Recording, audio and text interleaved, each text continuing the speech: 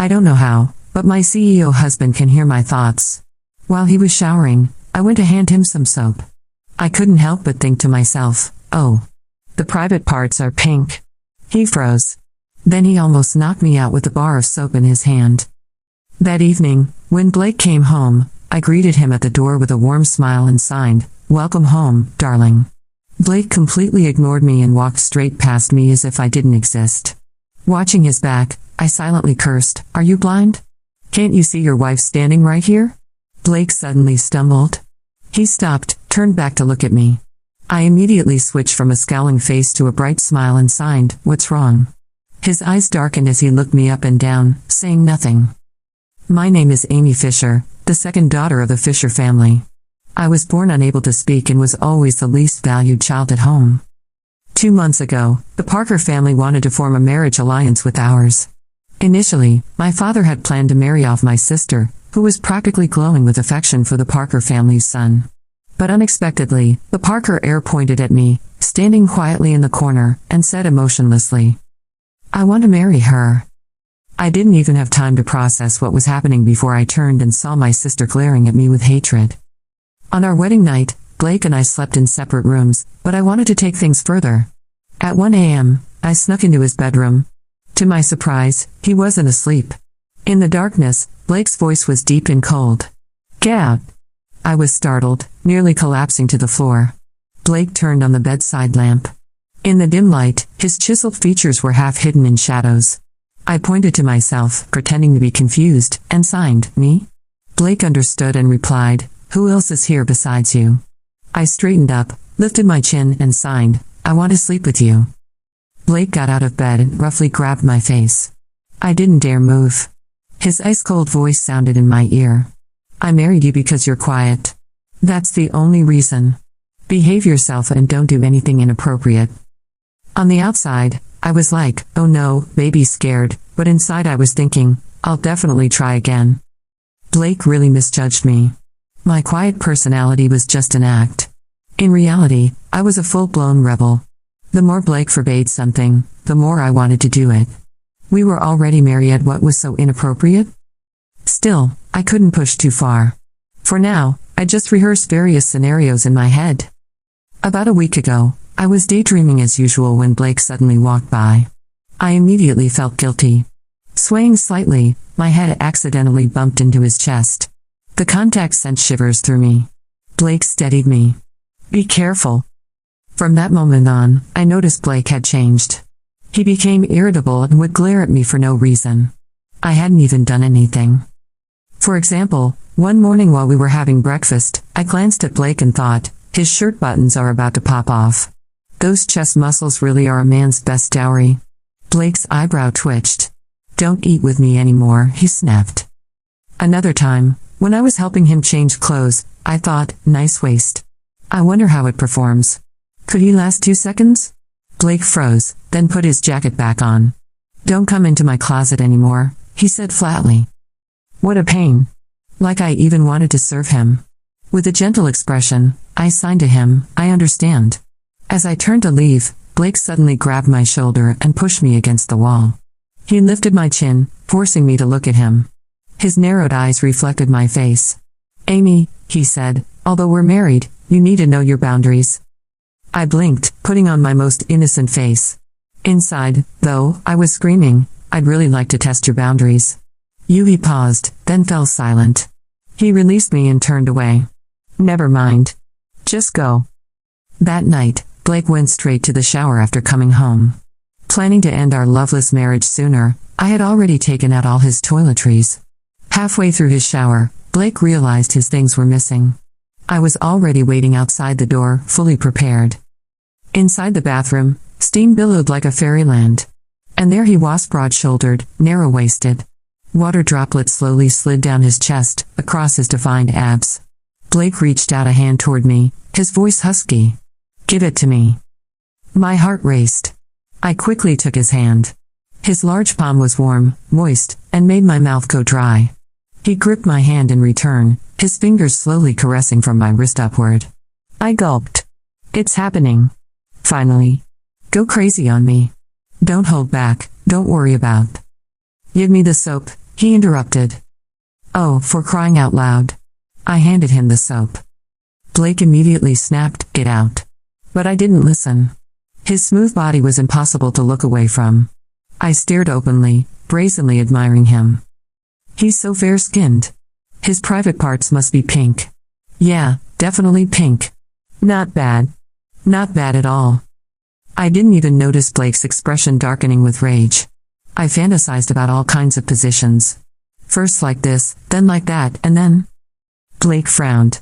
He covered himself slightly and said sharply, "Aren't you leaving?" My brain short-circuited. I pointed downward and signed, "Can you shake it for me to see?" Blake exploded.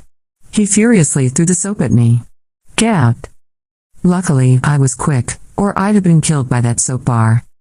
Because of that comment, Blake avoided me for several days.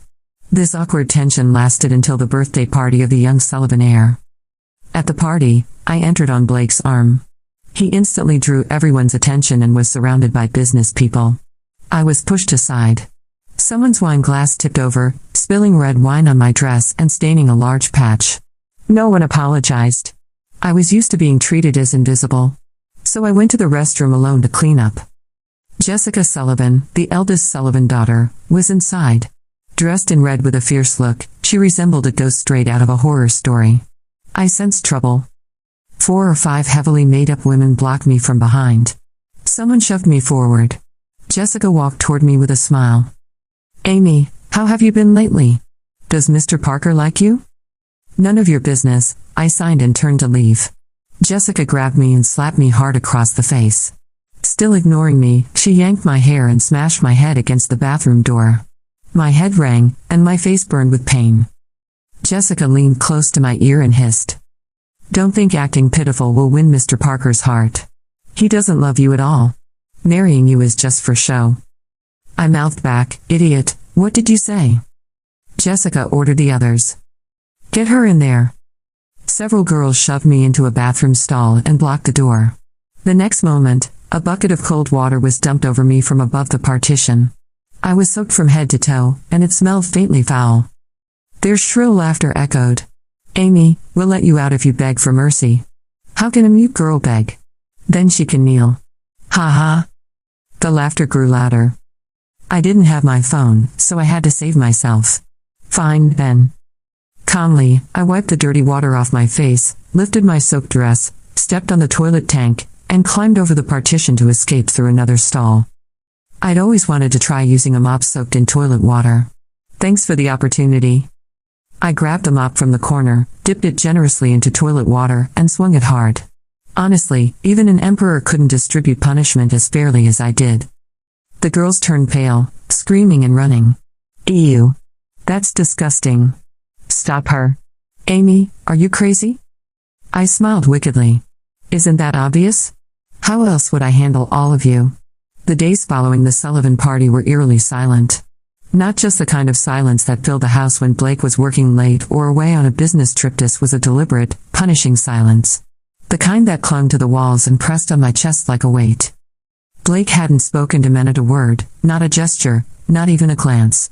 He didn't even bother pretending anymore.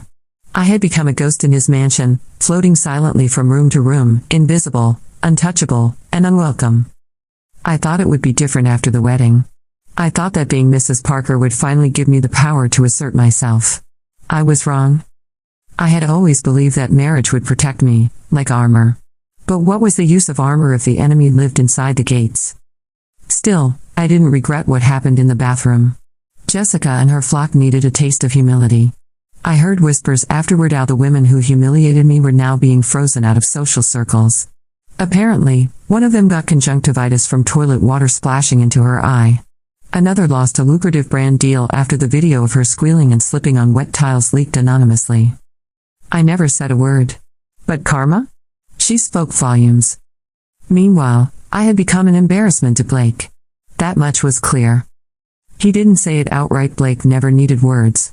His cold eyes, stiff posture, and the way he angled his body away from me at every turn told me everything I needed to know. The worst part wasn't the silence. It was the doubt. Was he always like this? Did I force his hand by being too forward? Too bold?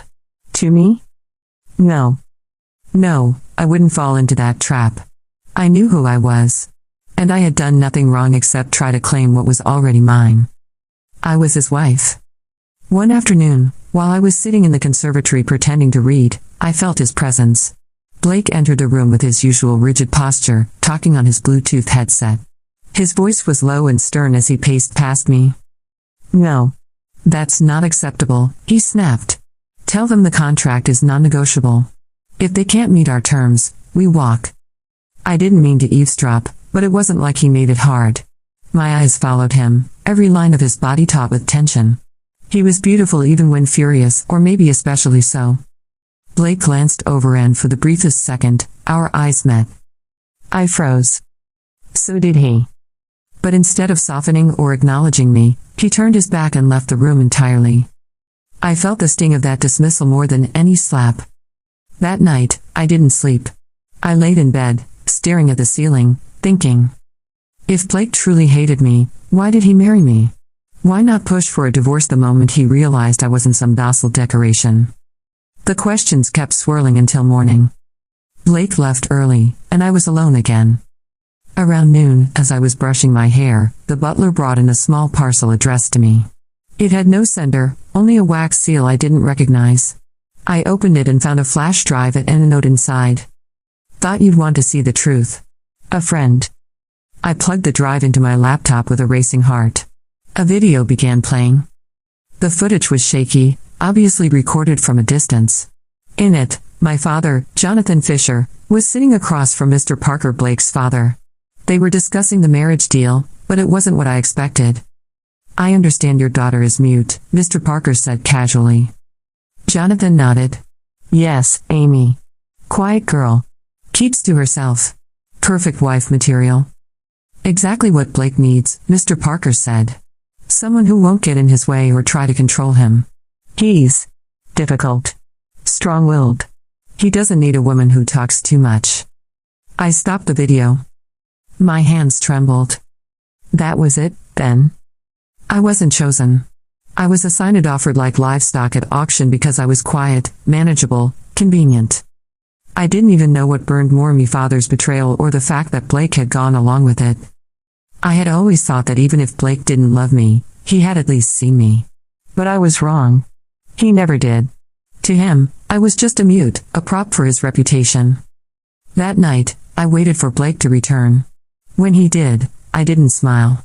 I didn't sign welcome home. I simply stood in the foyer with the flash drive in my hand. Blake looked at me, expressionless. I held up the drive. He paused. What's that? He asked. I didn't answer. I walked over to the fireplace, lifted the lid, and tossed the flash drive into the flames. The plastic crackled as it melted. Blake's jaw clenched. What are you doing? I signed, no need to watch it. I already did. For a moment, his expression faltered.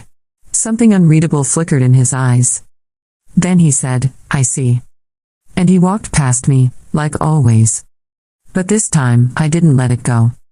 I followed him. All the way to the stairs. When he turned to go up, I caught his arm. He looked down at me, surprised. I signed, why did you choose me? He frowned. I didn't. That answer should have broken me. But it didn't. It steeled me. I signed again, slower this time. Then why are we still married? Blake pulled his arm free, but his gaze lingered on me a little longer than usual. I don't know, he muttered. Maybe I forgot to file the paperwork. I blinked at him. He continued upstairs, leaving me behind. I wasn't sure whether to laugh or cry. But one thing was certain, things would not stay like this. If Blake thought I would stay silent forever, he was in for a rude awakening. The next day, I started planning. If I couldn't win Blake's heart, I would at least make him see me. Truly see me. I began volunteering at a charity his company sponsored. I knew he wouldn't carry it first. But I also knew Blake valued efficiency, results, control. I would give him all of that. In a few days, I transformed the charity's outdated system into a streamlined digital platform. Donations doubled. Local press noticed. They asked for a spokesperson. I agreed. Even if I couldn't speak, I could be seen. The article spread like wildfire. The silent wife with the loudest impact. Amy Parker, beauty, brains, and a new purpose. It didn't take long for Blake to notice. He came home one evening, dropped his briefcase, and stared at me across the dining room. "What exactly are you doing?" I signed, giving people something to talk about. His expression darkened. "You're my wife, not a celebrity." I signed back, "Am I not allowed to be more than your shadow?" He walked over, slowly. "Why now?" I met his eyes. "Because now I know the truth. And I refuse to be just the quiet wife you married by convenience." Blake said nothing. But his silence this time was not cold. It was heavy. Like he had things he wanted to say but didn't know how. I left him there and went upstairs. That night, he didn't sleep in the guest room. He slept in our bed. Something was shifting. Little by little, Blake started noticing me. Really noticing. One morning, I caught him watching me over his coffee. When I looked up, he looked away. Another evening, he brought home a bouquet. He didn't say why. Just placed it on the counter. I signed, "Is it for me?" He nodded once. I didn't smile. But I kept the flowers. Days passed. Then one night, while I was brushing my hair, Blake entered the bedroom. He looked like he wanted to say something. Instead, he sat on the bed and stared at the floor. "I saw the article," he said. I waited. "You looked happy." I signed, "I am." He nodded slowly. "I didn't know you were capable of all that." I signed, "You never cared to ask." A long silence followed. Then he said, "I was wrong." My fingers paused. He looked up. "I thought marrying someone quiet would make life easier. That it would keep me in control. But you're not quiet." "Not really." I signed, "And does that scare you?" He shook his head. "It confuses me." "Good." I signed. "Let me confuse you more." And for the first time in weeks, I saw something in his eyes that wasn't annoyance or anger. It was curiosity. And maybe, just maybe, a hint of something more. The house felt different after that night. Not warmer no yet but less frozen, as if the thick ice that had settled between Blake and me had started to crack. He still didn't speak much, but his silences no longer stung. They weren't rejections, they were questions he hadn't learned how to ask. And I, the girl born without a voice, was finally being heard through presence alone. I woke up the next morning and, for the first time since our wedding, Blake was still in bed beside me. He lay on his side, facing me, eyes closed but brows drawn together. Even asleep, he looked like he was preparing for battle. Quietly, I reached out, brushing a stray lock of hair from his forehead. His eyes snapped open, startling me.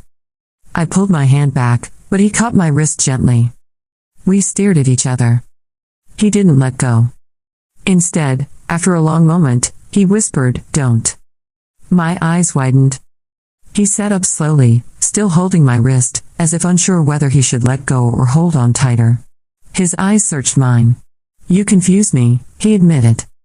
I signed, "You confuse me too." His lips twitched, almost amused. Almost. But then he dropped my hand. "Get ready. You're coming with me today." I blinked. I signed, "Where?" "To the company. There's a gala next week. I need you to be presentable." Ah. So I was still a prop.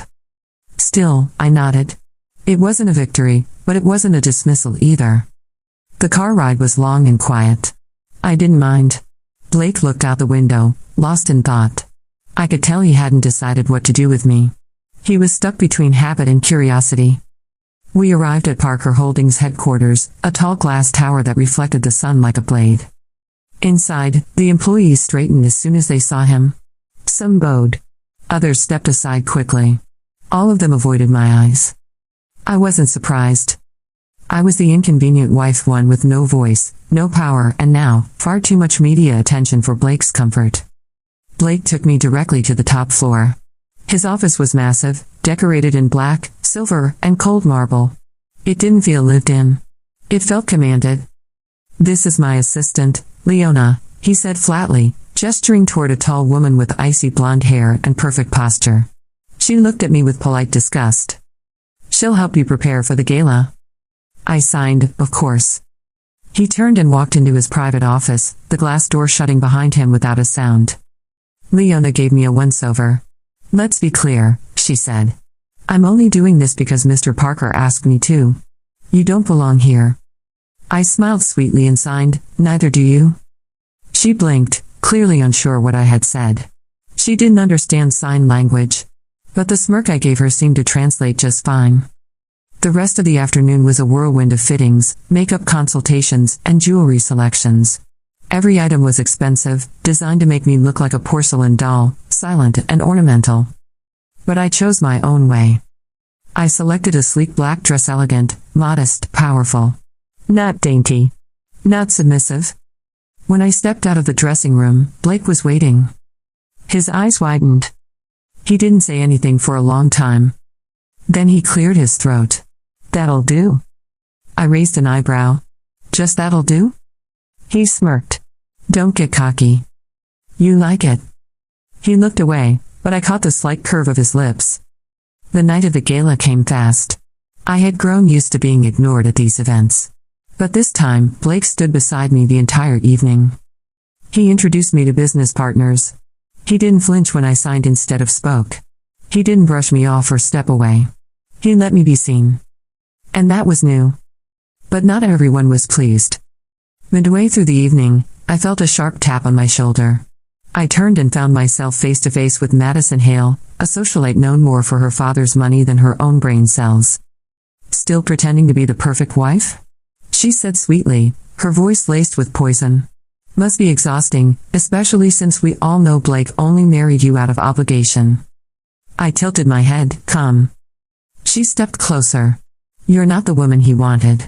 You're just the one his father forced on him. Everyone knows he was seeing someone else before the engagement, someone who could speak. My expression didn't change, but inside, something flickered. I signed, and yet, here I am. Madison laughed. You're not fooling anyone. You'll be gone by Christmas. Before I could respond, a hand wrapped around my waist. Blake. He leaned down and whispered in my ear, is there a problem? Madison paled. Of course not. I was just insulting my wife, Blake said coolly. In public. Bold of you. She faltered. I didn't mean. You never do, he said sharply. Walk away. Now. Madison opened and closed her mouth like a fish, then turned and fled. Blake turned to me. Are you okay? I stared at him. He didn't let go of my waist. And suddenly, something clicked. He wasn't just playing the role of a protective husband. He meant it. Back at home, the air was thick between us. I walked to the kitchen for water, but Blake followed me. He leaned against the counter, arms crossed. I'm not good at this, he said quietly. I looked at him. Relationships. People. Being gentle. I don't know how. I signed, I'm not asking you to be perfect. He exhaled. Then what do you want? To be your partner. Not your puppet. His jaw tightened. I never wanted a wife. I nodded. And yet you married me. I thought you'd be easy. Quiet. Obedient. I held his gaze. I'm not sorry I'm not. Silence. Then he stepped forward, closer than ever before. You're not, he whispered. You're not what I expected. And that scares the hell out of me. I didn't move. I couldn't. Because for the first time, Blake wasn't hiding behind anger or distance. He was real. Vulnerable. And his fingers reached out, brushing mine. My heart pounded. Are you still scared now? I signed. He didn't answer. But he didn't pull away either. Instead, he took my hand and brought it to his lips. And in that silent moment, I realized something terrifying and beautiful. We weren't enemies. We weren't strangers. We were two broken people, failing but still trying to understand each other. And maybe, just maybe, that was enough for now. The night Blake kissed the back of my hand, something shifted between us. It was subtle, no grand declaration, no sweeping embrace, but it was real. A silent truce, one born not of forgiveness, but of understanding. We didn't speak of it the next morning. Blake dressed for work like usual. I stood at the vanity brushing my hair, pretending not to watch him from the mirror. As he adjusted his tie, he paused. "I have to travel for 2 days," he said. "There's a board meeting in Geneva." I turned, surprised. He rarely told me where he went, let alone how long he'd be gone. "Come with me," he added. My fingers froze. I signed, "You want me to go?" He looked at me. I wouldn't have asked if I didn't. 1,000 thoughts ran through my mind. I nodded. We left that evening. Blake flew private, of course. The jet was sleek, all black leather and silent flight staff. I settled into a window seat, trying not to gawk at how normal this had all started to feel, sitting beside my cold CEO husband, being invited into his world one sliver at a time. Blake sipped whiskey. He didn't speak for most of the flight, but he didn't avoid me either. Occasionally, I caught him watching me with an unreadable expression, as if I were a puzzle piece that didn't quite fit but fascinated him anyway.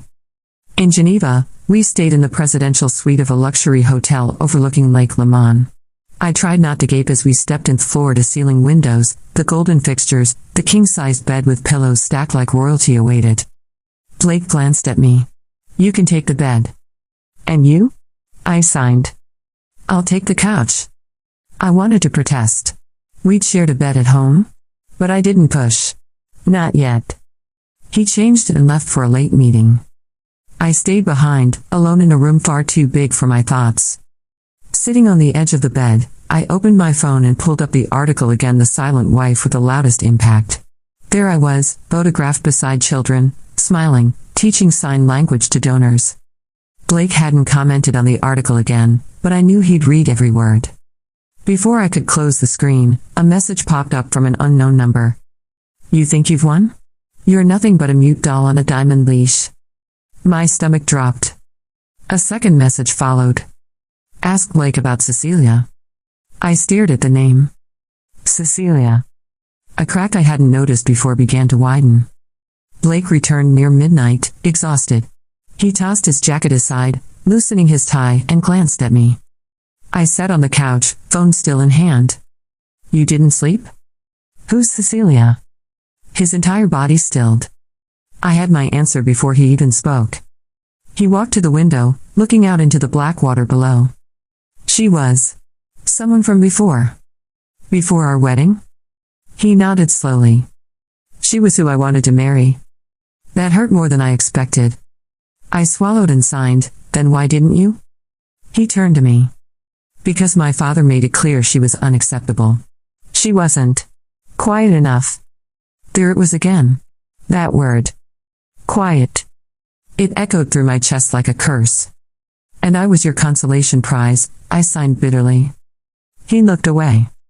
"Maybe at first. But not now." I stood. "If you wanted her, why didn't you fight?" Blake's jaw tightened. "Because I've spent my whole life doing what was expected. Playing the role. Winning at work. Obeying my father. Marrying you was the final move in a game I never asked to play." I stepped closer. "And me? What was I to you?" His voice dropped. "Safe." That word broke something inside me.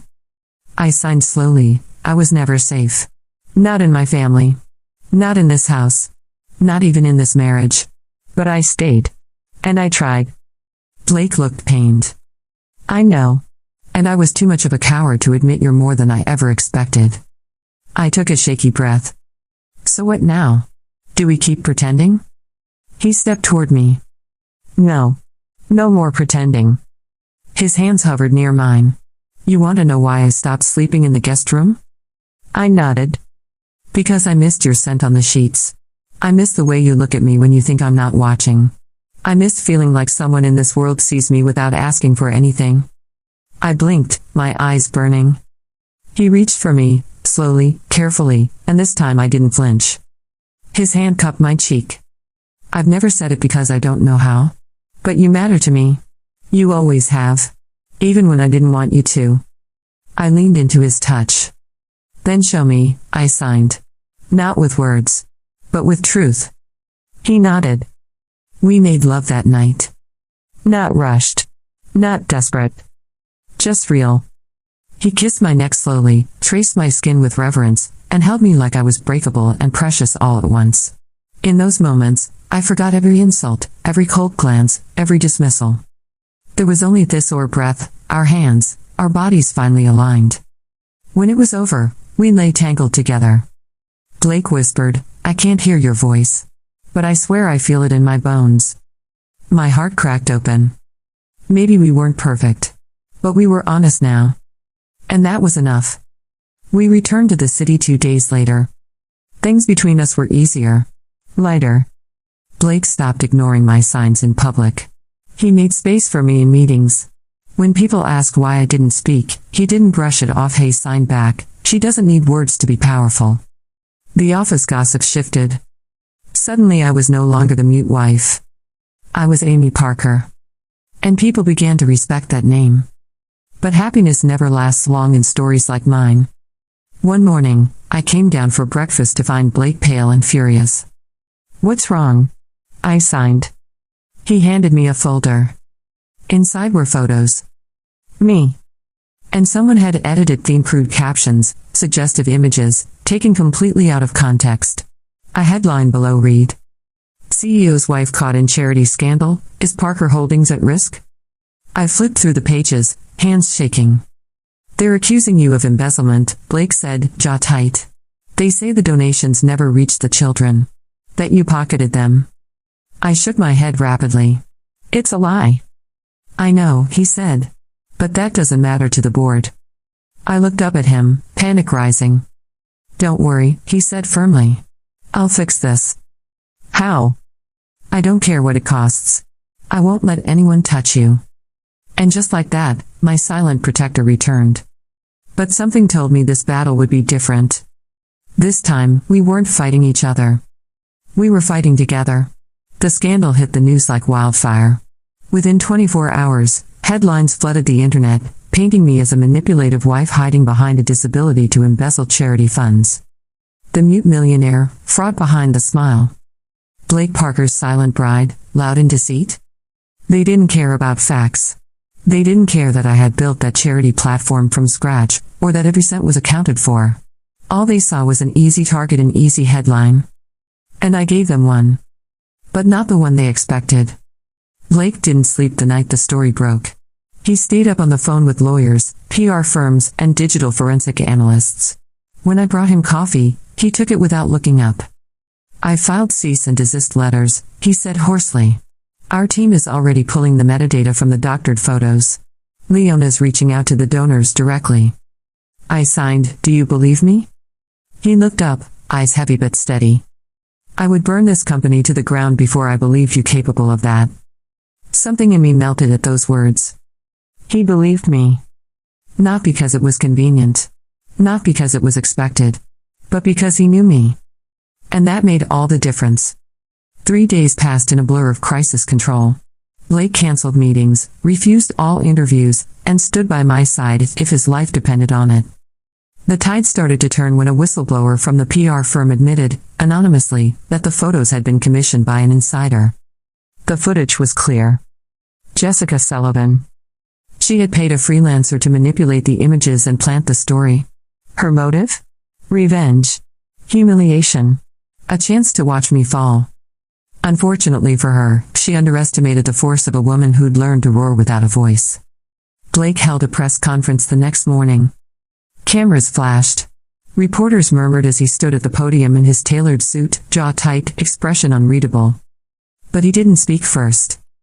He stepped aside. And I walked up. In my black dress. Hair tied back. Calm. Poised. And completely, devastatingly silent. A massive screen behind me lit up. And I signed.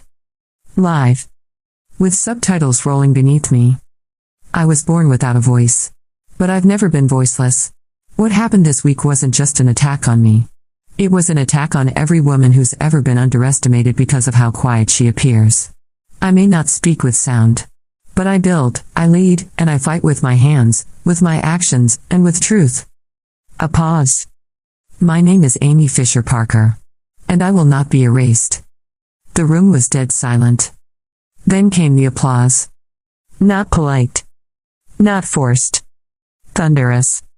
Within hours, the internet flipped. The power of Amy Parker's silence. How one woman spoke louder without words than an entire boardroom. Public sympathy turned into public support. Donations to the charity tripled. The foundation was praised for its transparency, and my leadership was officially recognized by the Global Women's Initiative as a symbol of resilience. Jessica Sullivan? Disgraced. Her family, humiliated. Her sponsors, gone. And Blake? He watched it all with a quiet pride I hadn't seen in him before. That night, he poured us both a glass of wine. To your war, he said, tapping his glass to mine. I signed, to ours. He smiled. You saved us? No, I replied. You finally let me fight. Weeks passed. We settled into a rhythm one not built on fear, but respect. He learned sign language, properly this time. Every night, we practiced. Every time he got a phrase right, I smiled. Every time he struggled, he cursed in frustration, then tried again. One night, he signed it slowly, clumsy I love you. I blinked. Then laughed. And signed back, about time. He pulled me close, arms wrapped tight, and for once, I didn't feel like a guest in his home. I felt like the queen of it. A month later, I stood before a different audience. This time, at the Women in Tech Summit. I had been invited as a guest speaker. Not for being Blake's wife. Not for surviving a scandal.